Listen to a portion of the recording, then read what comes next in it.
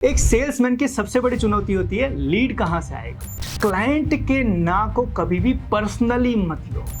Objection is a gift. जी हाँ, मैं अक्सर का सेल्समैन को देखता हूँ, रोज फील्ड पर जाते हैं, रोज मेहनत करते हैं, रोज काम करते हैं, लेकिन रोज खाली हाथ आते हैं। क्यों? क्योंकि आपका रिचार्ज जो है सुबह में वो नहीं हुआ है। Focus on daily target, not monthly और ईयरली। इन सभी चुनौतियों से लड़ने की हिम्मत अगर एक सेल्समैन बना लेता है तो आने वाले समय में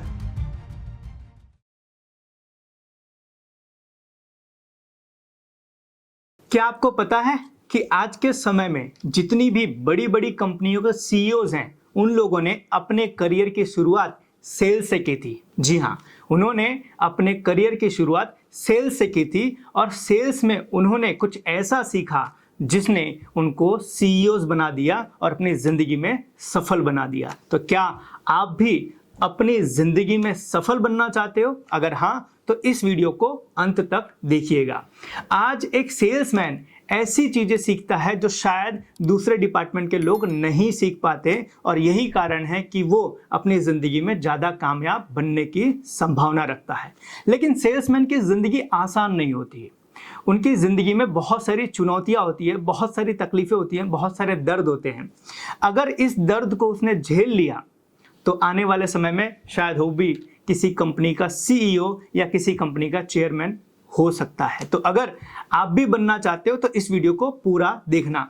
आज मैं इस वीडियो के अंदर बात करने वाला हूं सेल्समैन की वो चुनौतियां जिसको कुछ लोग झेल नहीं पाते हैं और बीच में ही छोड़कर चले जाते हैं, लेकिन जिन लोगों ने इन चुनौतियों को झेल लिया वो अपनी जिंदगी में बहुत ही कामयाब बनते हैं। तो क्या आप जानना चाहते हो वो चुनौतियां कौन सी है? चलिए मैं आपको बताता हूं। सबसे पहला, एक सेल्समैन की सबसे बड़ी चुनौती होती है लीड कहां से आएगा। क्योंकि जब उसको अपना टारगेट पूरा करना होता है तो टारगेट पूरा करने के लिए चाहिए होता है उसको लीड, उसको चाहिए होता है क्लाइंट, उसको चाहिए होता है प्रॉस्पेक्ट कि कहां से मेरा वो लीड आएगा, जिसके लिए उसको बहुत ही जद्दोजहद करनी पड़ती है। तो सबसे पहला चैलेंज होता है कि लीड कहां से आएगी, क्योंकि कई बार कंपनियां कुछ लीड प्रोवाइड करती हैं, लेकिन अधिकतर कंपनी ये कहती हैं आप अपने लीड खुद जनरेट करो। तो सबसे पहला टास्क होता है लीड जनरेशन का।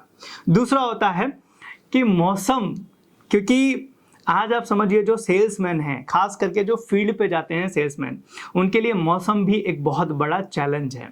कभी बहुत सर्दी है, कभी बहुत गर्मी है और कभी बहुत बारिश है। इन सब मौसम के अंदर भी उनको अपना टारगेट पूरा ही करना पड़ता है। कभी गाड़ी बंद पड़ जाती है, कभी कपड़े भीग जाते हैं, कभी कपड़े खराब हो जाते हैं, कभी ठंडी लग जाती है, कभी धूप लग जाती है और ये सारी तकलीफें भी उनके लिए एक बहुत बड़ा चैलेंज है।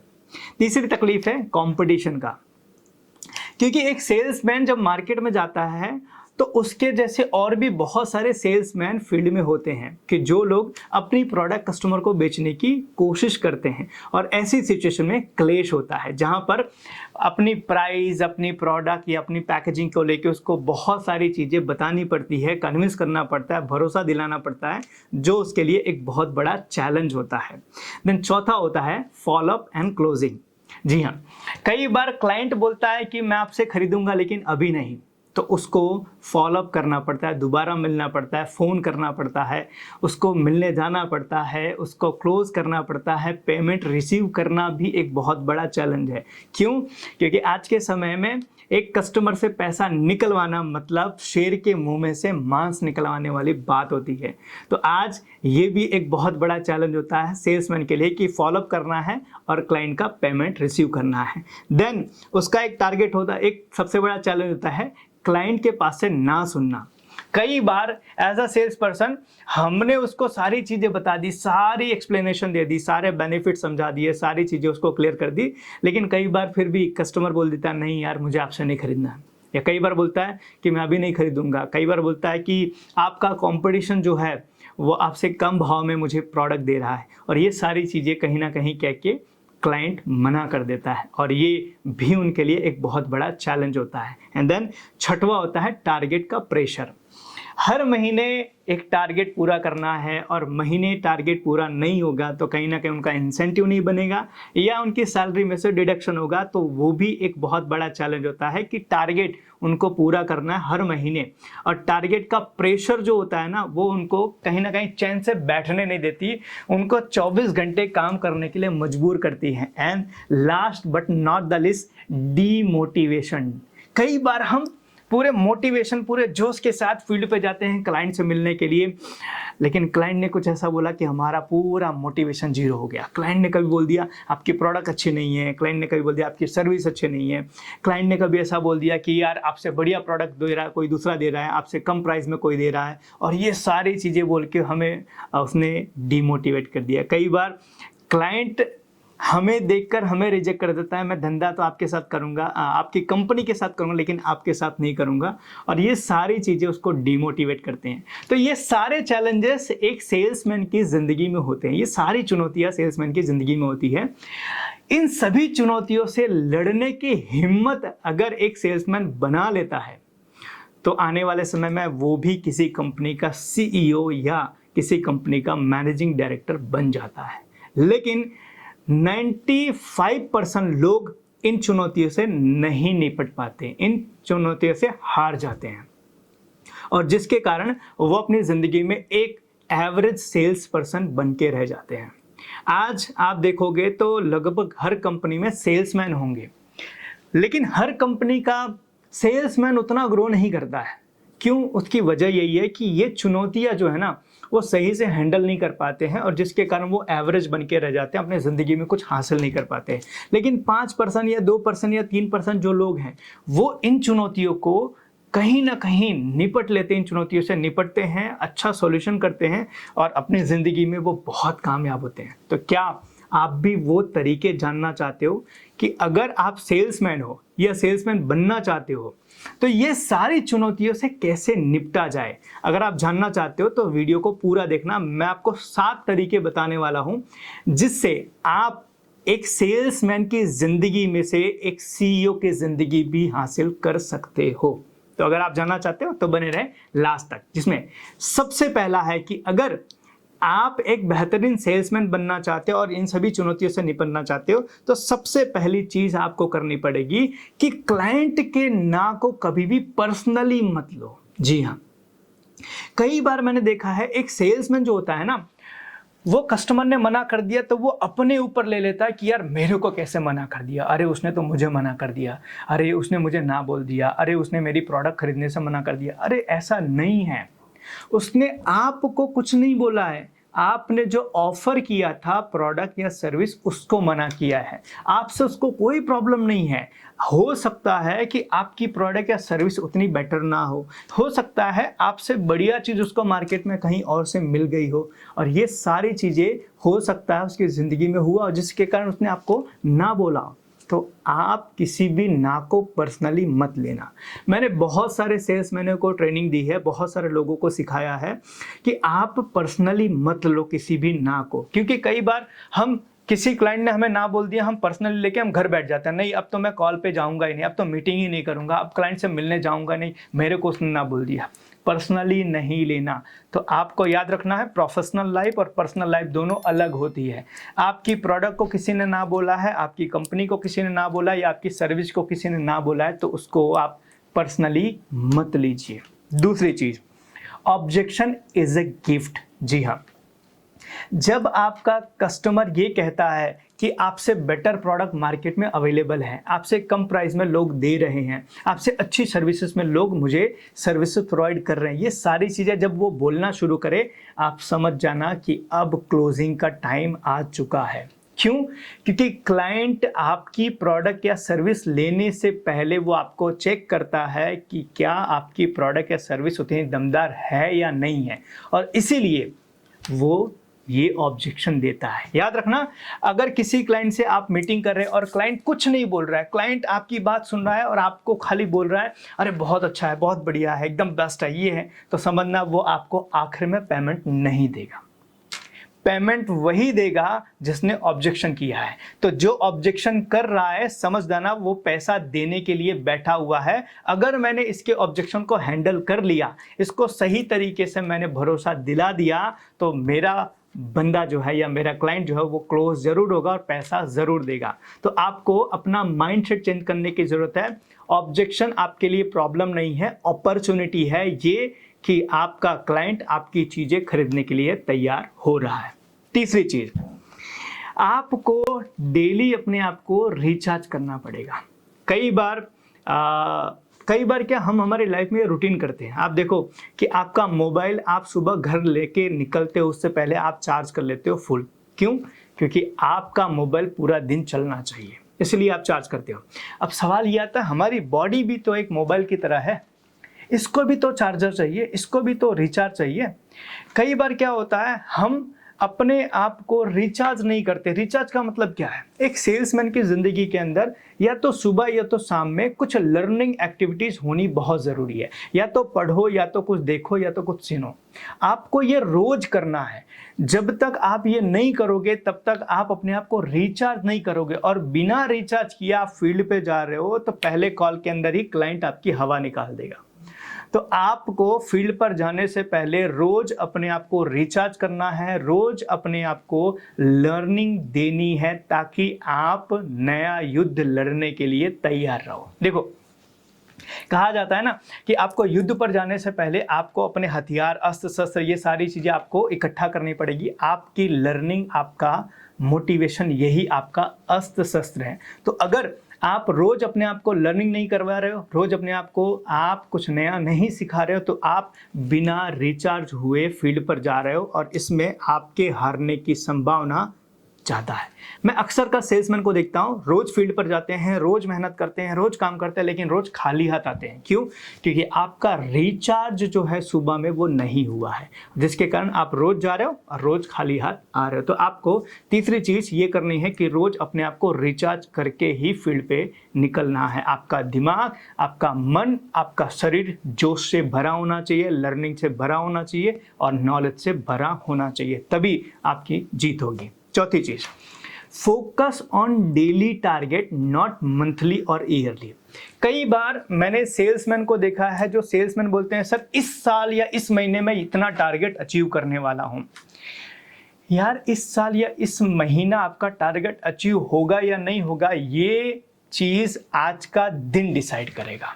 अगर आज का आपका टारगेट पूरा नहीं हो रहा है, तो आप कैसे कह सकते हो मेरा महीने का या मेरा साल का टारगेट पूरा हो जाएगा? अक्सर का सेल्समैन कुछ चमत्कार होने की आकांक्षा करते हैं, उम्मीद करते हैं मेरी लाइफ में कुछ चमत्कार होगा, कुछ ऐसा होगा कि मेरा टारगेट साल का, महीने का पूरा होगा। नहीं होता है बॉस। आपको रोज अपना टारगेट पूरा करना पड़ेगा। आज का टारगेट पूरा नहीं हुआ तो हफ्ते का नहीं होगा, हफ्ते का नहीं हुआ तो महीने का नहीं होगा, और महीने का नहीं हुआ तो साल का कभी नहीं होगा। तो आपको अपना महीने या साल के टारगेट को फोकस करने की ज़रूरत नहीं है। आज के दिन के टारगेट को फोकस करो कि आज मुझे इतना क्लोजिंग या इतना पैसा या इतने का धंधा मुझे करके ही घर पे जाना है। अक्सर का सेल्समैन क्या सोचते हैं, आज नहीं हुआ कल हो जाएगा। अरे आज नहीं हुआ तो आज का कल पे चढ़ेगा ना, तो आज का आज पूरा करके जाओ, ताकि कल आपको डबल मेहनत ना करनी पड़े। तो आपको चौथी चीज ये करने की जरूरत है कि डेली के टारगेट्स को फोकस करो। आपने पूरे साल का टारगेट बनाया, वेरी गुड। साल के टारगेट को डिवाइड करो मंथ में, मंथ के टारगेट को डिवाइड करो डेज में, और उसके हिसाब से पर डे का टारगेट आपके पास आएगा, और वो टारगेट रोज आपको अचीव करना पड़ेगा, तभी आपका साल का या महीने का टारगेट पूरा होगा। पांचवी चीज, अक्सर कर सेल्समैन ये कहते हैं कि सर मुझे अगर अच्छा डेटा मिलेगा, अच्छे लीड मिलेगी, तो है ना मेरी क्लोजिंग बहुत ज़ोरदार होगी। और वो डिपेंडेंट हो जाते हैं कंपनी पे, मार्केटिंग डिपार्टमेंट पे, या फिर किसी और पर्सन से। लीड आएगी तो क्लोजिंग करूँगा। अरे सेल्समैन को लीड की ज़रूरत नहीं होती है। क्यों? क्योंकि एक स्मार्ट सेल्समैन अपना डेटा बैंक खुद बनाता है। जी हाँ, आप अगर लीड मांग रहे हो क्लोजिंग करने के लिए, that mean you are not a serious salesman. क्यों? एक सीरियस सेल्समैन का डेटा खुद के पास खुद का होता है। मैं तकरीबन 15, 17, 18 सालों से मैं तकरीबन सेल्स कर रहा हूँ, और मैंने कभी मार्केटिंग के ऊपर डिपेंडेंसी नहीं रखी। मैं हमेशा अपना डेटा बैंक बना के रखता हूँ। आज भी मेरे पास वो डेटा बैंक है कि आज भी मुझे अगर सेल्स करना है तो ये मेरे क्लाइंट है, इनको फ़ोन करूँगा, कॉल करूँगा, मीटिंग करूँगा, क्लोजिंग करूँगा और मेरा काम हो जाएगा। मेरा डेटा बैंक आज भी मैं रखता हूँ। अगर आपके पास डेटा बैंक नहीं है तो आप एक सीरियस और सक्सेसफुल सेल्समैन नहीं बन सकते हो, क्योंकि आपने कहीं ना कहीं अपनी डिपेंडेंसी किसी और के ऊपर रख ली है। याद रखना, दूसरे के कंधे पे बंदूक रख के आप जंग नहीं जीत सकते हो। आपको खुद का हथियार खुद इकट्ठा करना पड़ेगा। तो एक सेल्समैन और सफल सेल्समैन बनना है तो आपको अपना डेटा बैंक खुद बनाना पड़ेगा। अदरवाइज आप सिर्फ किसी और के ऊपर डिपेंडेंट होके आप कुछ नहीं कर सकते, आप एवरेज बन के रह जाओगे। छठवीं चीज that is very important, competition makes you sharper. कई बार लोग कहते हैं सर मार्केट में बहुत कंपटीशन है, मार्केट के अंदर बहुत तकलीफ है, बहुत सारे प्लेयर हैं और ये सभी प्लेयर को कंपटीशन में बहुत मुश्किल हो रही है बेचना। कंपटीशन आपको बेहतर बनाता है। याद रखना, अगर आपके पास कंपटीशन नहीं है, आपके फील्ड में कंपटीशन नहीं है ना, आप अच्छी सर्विस, अच्छी प्रोडक्ट, अच्छी प्राइस में आप कभी नहीं बेच पाओगे। आपको कॉम्पिटिटर चाहिए। जस्ट एग्जांपल मैं आपको देता हूँ कि अगर मानो एक क्लास चल रही है, उस क्लास के अंदर एग्जाम ना हो तो कैसे पता चलेगा कौन बेहतर स्टूडेंट है? पता ही नहीं चलेगा ना। एग्ज़ाम होना इसलिए ज़रूरी है ताकि पता चले कौन बेहतर स्टूडेंट है। इसी तरीके से कंपटीशन होना भी बहुत ज़रूरी है ताकि आप अपने आप को बेहतर साबित कर सको, आप अपने आप को और बेहतर बना सको। तो इसीलिए कंपटीशन से डरने की ज़रूरत नहीं है, कंपटीशन में एंजॉय करने की ज़रूरत है। क्योंकि जब आप मार्केट में जाओगे, कुछ लोग ऐसे मिलेंगे जो आपसे बेहतर है, तो आप अपनी कमियों को सुधार पाओगे। आपकी कमी बताने के लिए कंपटीशन का होना बहुत ज़रूरी है। तो माइंडसेट चेंज करो कि कंपटीशन होने से नुकसान है, कंपटीशन होने से फ़ायदा है।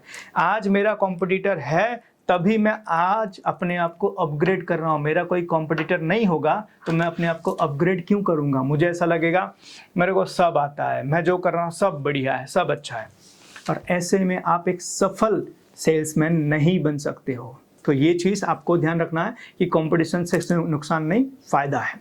एंड द मोस्ट इंपॉर्टेंट चीज़, सातवां, डोंट मोटिवेट योर सेल्फ। अपने आप को मोटिवेट मत करो, इंस्पायर करो। मोटिवेशन जो होता है ना, वो बाहर से आता है। किसी ने चार चीज़ बोल दी, अरे आप तो बहुत अच्छे दिख रहे हो, आप तो बड़े हैंडसम, आप बहुत मेहनती हो, आप बहुत अच्छा काम करते हो, आप मोटिवेट हो गए 4 दिन के लिए। 4 के दिन के बाद क्या होगा? फिर जैसे थे वैसा। इसको एक्सटर्नल मोटिवेशन कहते हैं। एक होता है इंटरनल मोटिवेशन, जिसको कहते हैं इंस्पिरेशन। अंदर से इंस्पायर हो जाओ।